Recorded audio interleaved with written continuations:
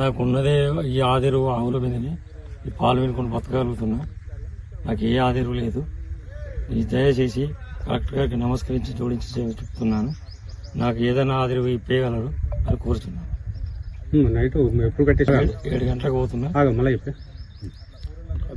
ఉదయం నేను సాయంత్రం 8 గంటలకు కట్టించినావు, రాత్రి పొద్దున 8 గంటలకు వచ్చినావు. సాయంత్రం 7 గంటలకు ఇక్కడి నుంచి బయలుదేరిన ఆ పాలు వినుకొని మళ్ళా ఉదయం 6 గంటలకు వచ్చే వరకు తినేసి వెళ్ళిపోయింది. ఇక మేము అంతలో కూడా అందరికీ అధికారులకు ఇన్ఫర్మేషన్ చేసినాం. గ్రామ సర్పంచ్ చెప్పినాము, వచ్చారు. అందరూ ఫారెస్ట్ వాళ్ళు వచ్చారు. పులి అని నిర్ధారణ చేశారు. దయచేసి ఏదైనా అధిక సహాయం చేయగలరు.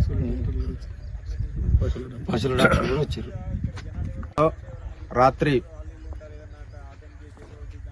కరెడ్ల బాలరెడ్డి పశువుల బాయ్ దగ్గర రాత్రి ఏ టైంకో తెలియదు కానీ రైతు వచ్చి చూసేసరికి ఒక లేగదూడ చనిపోయింది, ఇంకో లేగదూడ కూడా ప్రాణాపాయ స్థితిలో ఉన్నది. దాన్ని నాకు గ్రామ సర్పంచ్ గారు తెలియపరచగానే నేను వెంబడే ఫారెస్ట్ అధికారులకు తెలియజేసినాము.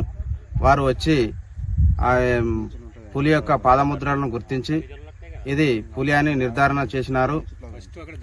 ఈ బాలరెడ్డి అనే రైతు నిరుపేద రైతు. ఈ రైతుకు తక్షణ సాయం కింద కలెక్టర్ గారు ఎంబడే తక్షణ సాయం కింద ఆర్థిక సాయం చేయాలని, అదేవిధంగా గ్రామ ప్రజలు కూడా అప్రమత్తంగా ఉండాలి. ప్రొద్దుండగానే ఇంటికి రావాలి. మళ్ళా పొద్దు వడిచినాక కూడా రైతులు పాల్గొండే రైతులు కంపల్సరీ టైమింగ్ మెయింటైన్ చేసి ఒకరు కాకుండా ఇద్దరు కానీ ముగ్గురు కానీ తోడుగా పోయి అందరూ అప్రమత్తంగా ఉండి ఎలాంటి భయం లేదు. వీళ్ళు ఫారెస్ట్ అధికారులు కూడా సీసీ కెమెరా ఇక్కడ పిడిచేస్తారు.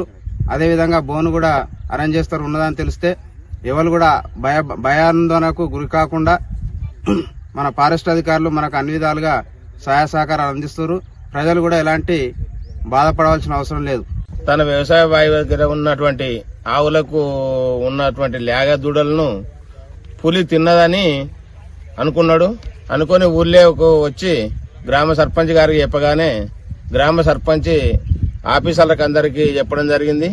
ఆఫీసర్స్ ఉదయమే వచ్చి ఎంబడే ఉట్టిన ఆఫీసర్స్ వచ్చి అందరూ ఇది అడుగులను గుర్తించి ఈ లేగను చూసి చనిపోయిన లేగదూడను చూసి గాయపట్టిన లేగదూడను చూసి ఇది పులిగానే నిర్ధారణ చేసిర్రు దీన్ని.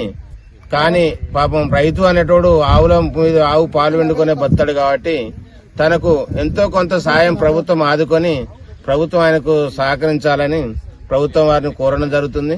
ఇక్కడికి మన బీట్ ఆఫీసర్స్ గాని, మన పోలీస్ స్టేషన్ వాళ్ళు గాని, మన వెటర్నరీ వాళ్ళు గాని అందరూ అడగగానే అందరూ స్పందించిన ఆఫీసర్స్ కి అందరికీ ప్రత్యేకంగా ఒక్కొక్కరికి అందరికీ ధన్యవాదములు.